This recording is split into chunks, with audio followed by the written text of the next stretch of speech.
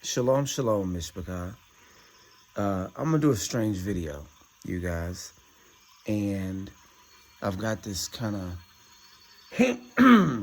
phlegm in my throat. So if I have to clear my throat a couple times during this video, please excuse me. So this video is gonna be real strange, and the first thing you're gonna say is nah. Well, the first thing you're gonna say is the subject matter. The second thing you're gonna say is no, right? And you guys, with this subject matter, I know a lot of Hebrews are abstaining from television and from music and from all of those different things, which we did for a long time too. I spent 2 years without a cell phone or any of that. We didn't listen to nothing. We didn't watch no movies, no nothing. But when we began to do that stuff again, we did it in a certain way as to, I might not be able to do this video now, but let's see if we can get it. To be able to identify the propaganda in the movies. And you'll see on this channel, that's really what this channel is dedicated to analyzing I'm sorry. I'm sorry, you guys. This might not be the time to do this video. But that's what this channel is about, analyzing the subtext of movies and media. That's what this is, analyzing subtext, right? And so this subject matter is going to be just a little bit weird. So, but you got to understand this. And that's why this channel is just like a conglomerate of a whole bunch of different things. Because you can find a whole bunch of stuff on here. And different topics go in different directions. Because it's all the mystery. It's going in different directions, but it's all going in the same directions. All related to the mystery. And that's why we can talk about nearly anything on here. Because the mystery is all-encompassing. It's two sides. It's the Father, Yahweh, Elohim, Yisrael, and Shaitan. And so, the battle happens, on earth. And it happens the most visibly, with the Hebrew people. So anybody that people are paying attention to, you need to pay attention to as well. Any Hebrew or Black American that they're paying attention to, you need to pay attention to them because there's something going on, right? And so maybe y'all know, maybe you don't, but there was a rap star, was a rap star named Gucci Mane. And so around about 2006, 2005, 2006, Gucci came on the scene. And at that time, he took over the entire Southern rap culture. So much so that people would say, oh, it's Gucci. Instead of saying it's all good or everything's going good, they say, oh, it's Gucci. So Gucci had become such a staple in Southern Black culture that he became a part of the language. So you don't understand if you look at it in biblical terms, you're talking about a man with the potential to lead millions and millions of people, right? If you can change the language or the culture, being from the Black culture, being from the American Hebrew culture, then you're a powerful person. No matter who you are, no matter what you're doing, right? And this guy was a rapper. He was a dope boy rapper. So he's rapping about selling drugs. He's rapping about killing his community, rapping about all kind of evil stuff. Nevertheless, the most popular person in Southern rap for at least a decade, right? And so you got a lot of other people that's coming up around the same time. Nobody did what Gucci did. He was the most famous, most influential, most powerful person in all of Southern hip hop. Or you say Southern hip hop, Southern rap, whatever you want to call it. Everybody respected him. Nobody messed around with him. He had a team behind him. At one point, he was independent.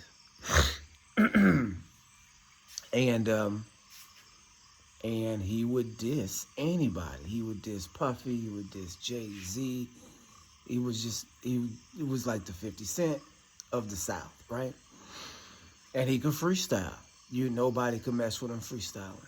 He'll just get up on stage and freestyle. He'll get on a mixtape and freestyle the whole mixtape. Get on a hood video and then freestyle through the whole hood video. A one-of-a-kind figure in Southern rap music. That is one of a kind. And you gotta say, and here's where it's wild, right? You gotta say R.I.P. Rest in peace to Gucci Mane. Because Gucci Mane, even though if you look it up right now on Wikipedia, it would say Roderick Davis, 19 such and such, 1980 such and such, to nothing, right? But he actually died in like 2014, 2015. You have reports of him dying in prison, that a prisoner killed him and he died. You have reports of this happening. So why would these reports exist? Do you hear these reports about anybody else? Any other rapper go to prison and you hear that they were killed in prison? No, you've never heard that from Lil Wayne. You never heard that from really Kodak. You never heard that from Tupac. You never heard it from any of these rappers that have been to prison for an extended. You never heard it from T.I. You've never heard it from any of these rappers that have been to, not Meek Mill, not nobody. Any of these rappers that have been to prison for an extensive amount of time, you've never heard of that happening to them, right? But Gucci Mane, somehow he ends up dead in prison, right? As a rumor. You see what I'm saying? And so this should tell you right there, there's something going on. And so ever since then, people have been claiming that the Gucci that came out of prison, who, if you notice, is significantly different from the pre-prison Gucci, right? Post-prison, so sorry, you guys. Post-prison Gucci, not gonna freestyle nothing. I guarantee you, not gonna freestyle nothing, right? Post-prison Gucci is slim, real slim and cut. Post-prison Gucci has a fat beard, right? Pre-prison Gucci was clean shaven, had a pot gut, and would freestyle every time he got a chance to. Do you see what I'm saying? Do you see what I mean? And so you have this strange prison rumor that you don't hear about any other rapper. And then also what appears to be a new character to come out of prison instead of Gucci. Do you see what I'm saying? And so what they're saying is that they cloned him, right? And then you get into a lot of conspiracy, right? And the term clone is kind of a misnomer here, and it draws in the confusion even a little bit further, because you get to thinking about what? They cloned Tyrone, right? The movie where they were actually like growing gangsters and prostitutes and pimps and putting them in, the hood as, control mechanisms, right? That they were actually growing them in laboratories and then inserting them in different places. And so that's what, that's the concept that you get there. That's the concept that you get when you use that term clone. But it doesn't have to mean clone as in like, dinosaurs, Jurassic Park type cloning. I mean, what is a clone is nothing but a lookalike, right? And so what you really want to say then is that they have a Gucci lookalike that is playing the role of Gucci. And that's what he does for a living. You see what I'm saying? And if you think that that doesn't happen, you've lost your mind. Because have you seen the Tom Cruise clone? Have you seen all of these other big stars? Don't they have lookalikes that follow them around and pretend to be them for a living? Sorry, you guys. So what would happen if you didn't know that that's what they were, right? Or if they were, surgically enhanced to look a lot more like the person that they're cloning, right? And what if that other person, never tells you that that's not them, right? This person will be able to do events. This person will be able to do maybe even interviews, maybe even have his voice altered, right? Right, and you say, well, why would they go through all of this trouble for some rapper out of Atlanta? Do you see what I'm saying? Because you have to understand you don't understand how important you are as a people. Black man, black people, black Americans, Hebrew people. You don't understand how important you are as a people. You go and watch that movie, Judas and the Black Messiah. J. Edgar Hoover at the beginning of that movie says that Fred Hampton was more dangerous, and I've said this before, that Fred Hampton was more dangerous than Russia or China. And that's crazy, right? Because Russia and China have nuclear weapons, right? And so if you understand the book of Judges, then you understand this, right? Because in the book of Judges, you have a cycle of slavery and redemption, right? And each time the Hebrews go into slavery, the Hebrews cry out unto Yah, and Yah raises them up a deliverer, right? Samson was a judge. He was raised up. Yaphtha was a judge. He was raised up. Gideon, all of these different warriors that freed their people from captivity, right? This is the slavery redemption cycle that you find in the book of Judges. It shows very clearly that if the children of Israel ever find themselves in a slave situation, that Yah will raise up messiahs among them, right? That is the nature, that is the nature of the people of Israel, right? That's their story going back way far, long way. That's why people that say, oh, there is no Messiah, or, the Messiah of the New Testament is not really the Messiah, he's some made up figure, you're crazy, because the concept of you have to, if Messiah is not the Messiah in the New Testament, then you got to kind of get rid of the concept of the Messiah, because all of these things fit the New Testament Messiah. And in the Old Testament, the concept of a deliverer, right? To be delivered, and a person coming to deliver you is ancient in Israel. It's common. And you have to understand, I say all that to say this, that any influential figure in the black community that is not controlled by the forces of darkness is more dangerous than Russia or China or Iran or Iraq or Afghanistan or Venezuela or the UK or doggone Ukraine. You have to understand that these are the people of the Messiah. Not just the Messiah, the concept of the Messiah. The reality of needing a Messiah comes from the Israelites and comes from a real, live person who filled those shoes. And those people still exist.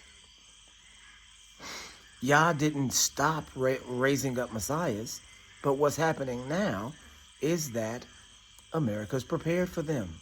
They've been knowing that these messiahs would be risen up for thousands of years, right? You know, if Balaam was able to figure out that if you make the children of Israel sin, then you can conquer them, then don't you think other nations and countries could figure that out too? And then once they're in that sin, don't you think that you need to keep them in that state of sin? And if someone raises up, even from that sinful state, in order to, move and influence, millions of people at one time, which is what Gucci did. Gucci influenced millions of people in the hood at one time. There was no greater figure in the South than Gucci. There's nothing he could do. No album that was good enough. No mixtape was ever enough.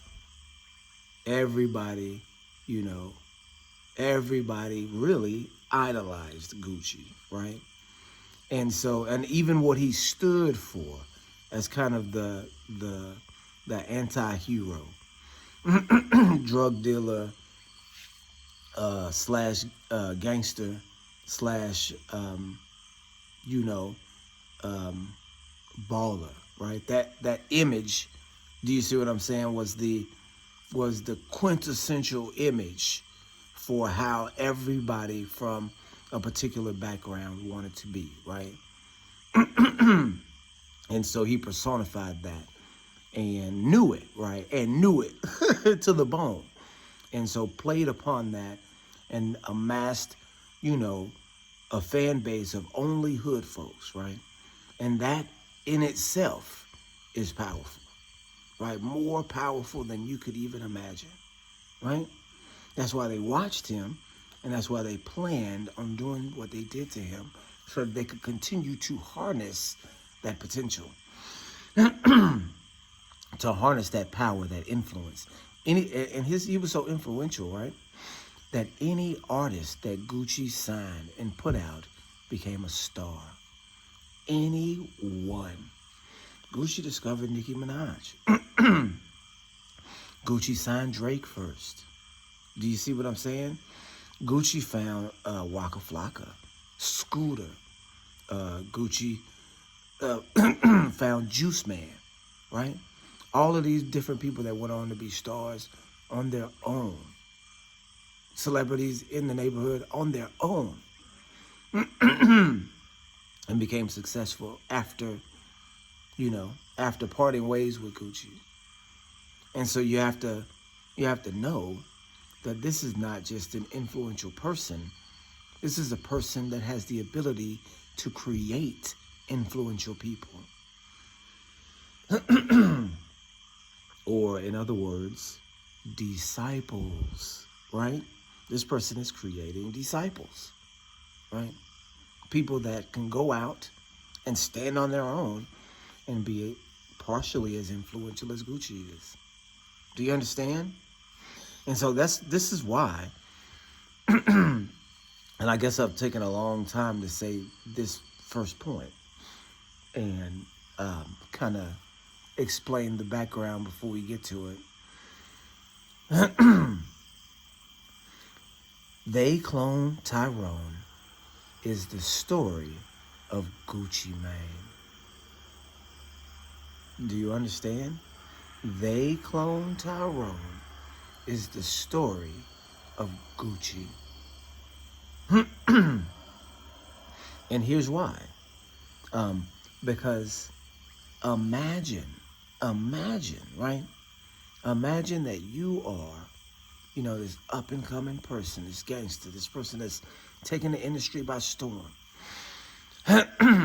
taking the streets by storm. And you find out that you were placed there. You find out that your story was contrived enough to put you in the position to influence people into negative things, into dangerous things. you find out that you could be cloned and that you could be replaced. You find out that everybody in the industry, they were all faking and pretending, that they were all the police, that all of them worked for the police. This is what Gucci found out. We know he found this out because do you guys remember when he got the ice cream cone tatted on his face? He got the ice cream cone tatted on his face because they showed him somebody that looked just like him. You see what I'm saying? They showed him somebody that looked just like him. And said, you mess up, we got you. We got the person right after you. And he's gonna continue in your name and do all the things that you would be doing. You see what I'm saying? And so you see, Tyrone discovers that he's a clone. Tyrone discovers that he's there for a purpose and starts to fight back, right? That's what Gucci did. How you gonna clone me if I got this wild tattoo on my face? How you gonna make that guy get a wild tattoo on his face? He ain't gonna do that. He ain't gonna get this tattoo on his face like that. Gucci did that wild stunt so that they would have a harder time cloning him. Because he's bucking. He was bucking against the system. And that's why they killed him. You guys don't know that he was dissing Puff Daddy. He was dissing Jay-Z. He was dissing all the major figures in rap. Jeezy. All the people that were in the club. He was dissing them. I don't care about that club.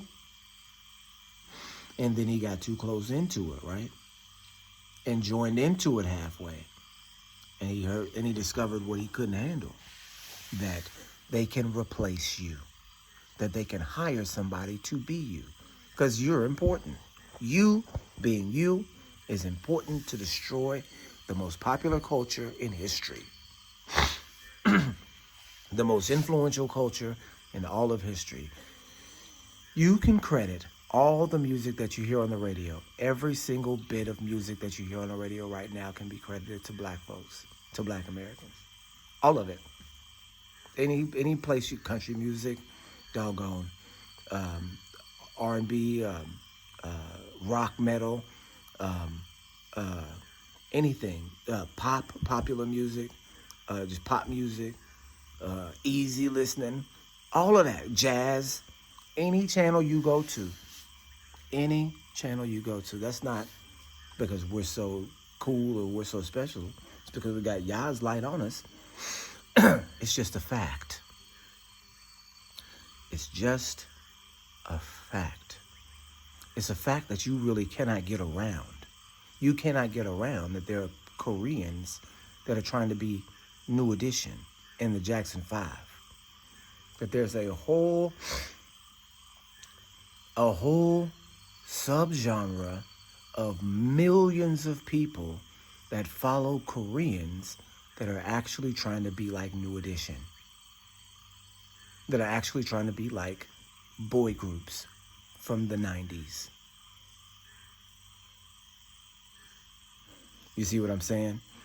Everything you hear on the radio emerged from black American culture right now. And so that's no mistake. That's no coincidence. We're an influential people. We're the most influential people on the planet. And if you are an influential person among the most influential people, that means you are one of the most influential people on the planet, which Gucci Mane was. And so it's very important for him to continue to do exactly what he's doing and not be trying to get,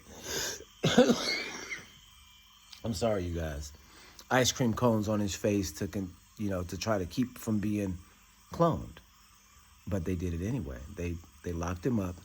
They killed him in prison. And then when he got out, they sent out a lookalike. And that lookalike, and here's the wild part, you guys, can legally assume the identity of Gucci Mane since he did go ahead and sign. he did go ahead and sell his soul out, sign that dotted line.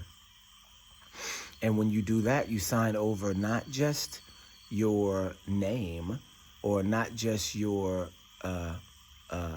song rights, but you also sign over your persona. The Gucci Mane copyright is now belonging to the record company. So they could legally insert whoever they wanted to as Gucci and continue to make music, continue to do shows, continue to make money off of an imposter, off of a lookalike. They can do that legally. You see what I'm saying? They can do that legally because they own your persona. You see what I mean? And so if you've got this influential group of people and you've got this influential person that is causing you problems, oh, hey, we'll just go ahead and take you out, replace you with this lookalike, and continue to use your influence in ways that we want to use it. Not what you intended, but what we intended. Now we control your image and likeness. You don't even have to be here. See what I'm saying? See what I'm saying? That's wild, right? That's crazy. That's what They Clone Tyrone is about. They Clone Tyrone is the story of Gucci Mane, told in a symbolic fashion. Notice he's in Atlanta. You see what I'm saying? You guys got to peep what's going on around you. Nothing is done by mistake. I think I'm going to do a video on this, like a full-fledged Gucci They Clone Tyrone video. But you guys got to look into it. When Gucci got out of prison, he didn't invite his mother or his brother to his wedding. How you not going to invite your mother and your brother? But Jay-Z and Beyonce and them there. How you not going to invite your mother and your brother? When his mother died, and, you know, look me up on this. When his mother died, he didn't attend the funeral. Now, how is that possible? How is that possible? If you're the same person, he didn't hang out with none of the crew. Not Juice Man, not Waka. And I know he had fallen out with some of these guys, but not hanging out with nobody. Like he's a whole different person, because he was. He didn't care about that family because he was a different person. He wasn't the same person. If he went around his family, they'd notice. If he went around his homeboys that's not a part of the clique, they'd notice. If his homeboys that are not already signed and, you know, sold their souls as well. If he goes over some of them guys, they'd notice. You don't get to just diss all these guys in the industry and backlash and not nothing happen to you. Rest in peace, Gucci. Because They Clone Tyrone is the story of Gucci Mane. Except in the end, it don't turn out good for Gucci. Gucci discovers he's a clone, tries to fight back. They get him and kill him. And then just put his clone back in there. All right, you guys. I think that's a good explanation as to what's going on with that one. I know it's kind of strange, and even the subject matter is a bit off color, but whether you recognize it or not, these are the Fred Hamptons, these are the Martin Luther Kings, these are the Malcolm X's of our generation. They just look different, and they're a lot more rough around the edges, right? But they're just as influential, if not more. Except they're influencing the wrong thing, clearly. But they're just as influential, and the government knows it. The government absolutely knows it, and they are after them too. All right, you guys. Shalom, shalom.